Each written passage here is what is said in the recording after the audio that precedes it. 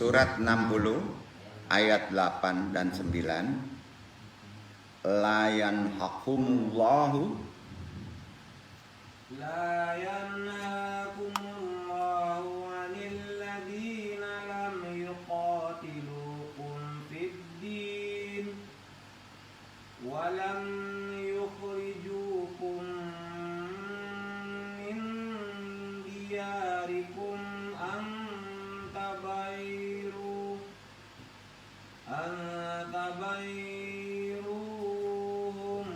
wa tuqsitu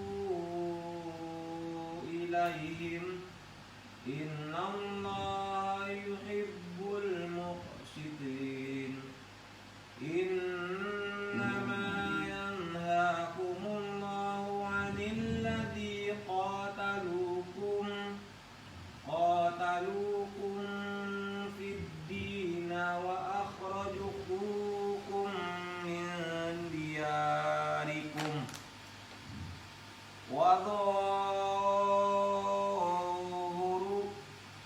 dhaharu ala ikhrajikum an tawallahum wa man yatawallahum fa ulaika humuz zalimun. Allah tiada melarang kamu untuk berbuat baik dan berlaku adil terhadap orang-orang yang tiada memerangimu karena agama dan tidak pula mengusir kamu dari negerimu. Sesungguhnya Allah menyukai orang-orang yang berlaku adil. Sesungguhnya Allah hanya melarang kamu menjadikan sebagai kawanmu orang-orang yang memerangi kamu karena agama dan mengusir kamu dari negerimu dan membantu orang lain untuk mengusirmu. Dan barang siapa menjadikan mereka sebagai kawan, maka mereka itulah orang-orang yang zalim. Udah paham? Udah paham? Jadi prakteknya itu zaman sekarang. Ada garis kerasnya nggak? Adil bro. Ya udah berkawan sama kafir. Selama dia tidak menjolimi kita, nggak masalah. Ya jangan dia mabok kita ikut mabok, kan ngaco ini. Nah gitu. Iya kan? Allah tidak melarang untuk berbuat baik, berlaku adil terhadap orang-orang yang tiada memerangi kamu. Kan dia nggak merangin kita. Betul kan? Hanya itu. Jadi benar ya. Benar kan? Benar kan para polisi kalau memberesin orang kan nggak pandang agama kan? Benar kan? Karena ayatnya ada kan? Setuju? Ayat tadi merangkum dua perkara. Nah, untuk jelaskan lebih dalam lagi ya, yaitu berbuat baik dan adil. Kalau tidak memerangi kita. Berbuat baik adalah memberi lebih dari apa yang menjadi haknya. Jadi kalau bapak-bapak ingin lebih, itu disamakan berbuat baik. Misalnya kita mau ngasih 10, lebihin deh dikit gitu. Bororaah. Gitu kan. Nah, itu namanya berbuat baik. Kalau bapak ini minta ikan cuma 1 ya, kasih 10 gitu kan. Nah gitu. Alhamdulillah itu namanya apa? Baik gitu. Wah, bukan sedekah ya. Sedangkan adil ada yang tahu nggak? Konsep zaman sekarang memberi hak kepada pemiliknya tanpa mengurangi, itu namanya adil. Ya. Kedua hal ini dituntut dari setiap muslim dalam kehidupan sekarang. Kalau bapak punya kelebihan, lebihkan. Ya. Maka bapak dimuliakan. Ya. Jangan lihat, jangan pandang agamanya ya. Karena ada ayatnya kan, berbuat baik dan adil lah gitu. Jadi udah jelas ilmunya. Gimana kalau kita melihat kok ributnya masalah sholat, syariat di medsos nih, aneh kan? Aneh kan? Dua ayat Mumtahanah 89 tadi ini tidak perlu dipertentangkan, apalagi dibentur-benturkan kepada Ali Imran Mujadalah tadi 8. Di Ali Imran ya, la yattakhidhu mu'minullah kafirin auliya min dunil mu'minin wa man yaf'al dzalika falaisha minallahi. Janganlah orang-orang mukmin mengambil orang-orang kafir menjadi wali, kan gitu. Jangan dibenturkan ke sana dong. dengan meninggalkan orang-orang mukmin. Barang siapa berbuat demikian, saya lepaslah dari pertolongan Allah. Karena kelanjutannya ada ayat ini.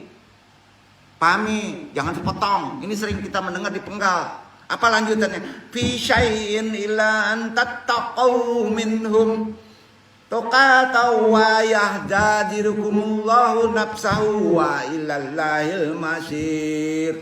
Kecuali karena siasat memelihara diri dari sesuatu yang ditakuti dari mereka, kecuali ya kalau ditakuti dan Allah memperingatkan kamu terhadap diri siksanya dan hanya kepada Allah kembali kamu.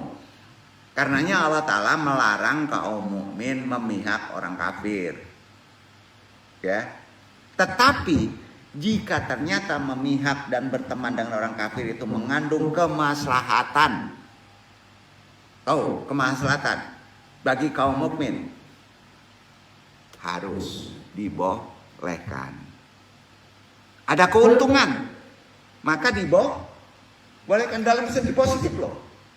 Ya, dibolehkan. Sebab Nabi Muhammad pernah bersekutu dengan Bani Khuza'ah.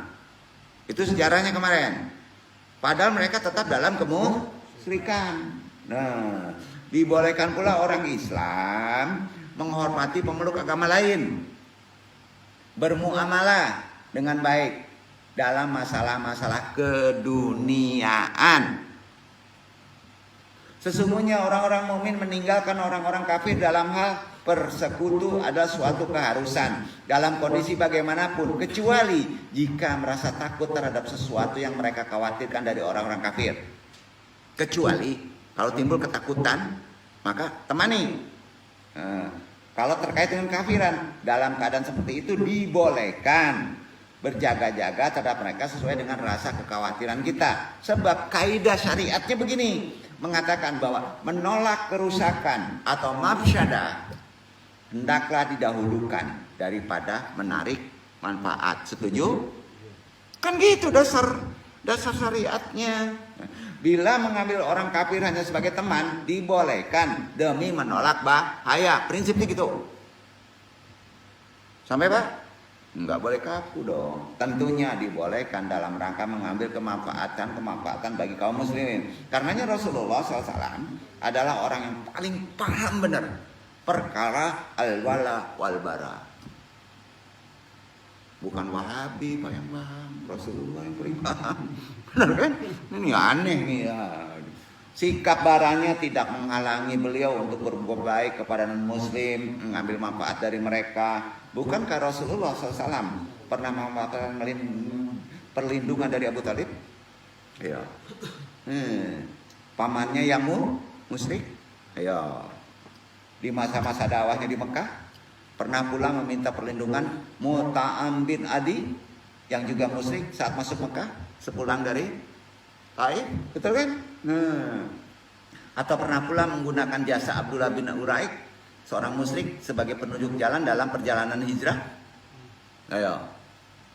Orang musyrik ke Madinah.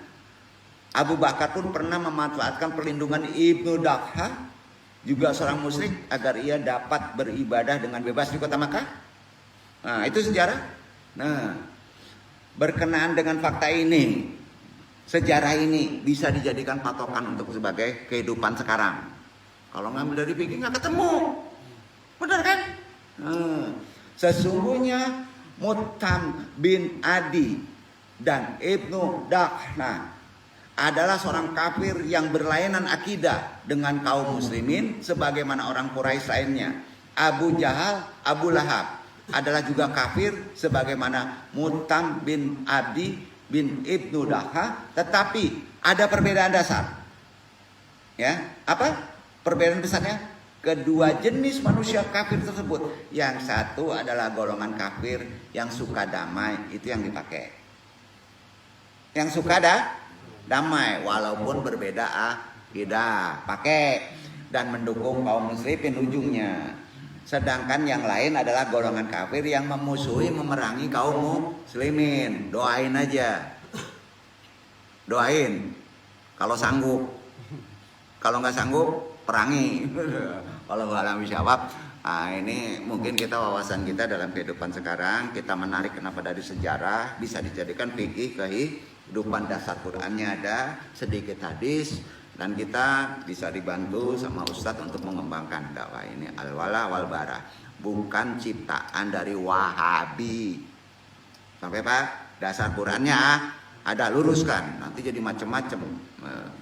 Jadi nanti takut jadi garis keras, ya kan itu. Jadi pokoknya kalau nggak muslim usir aja, kacau nih zaman udah mulai nih, nggak seide, sholatnya nggak sama, usir aja, pusing.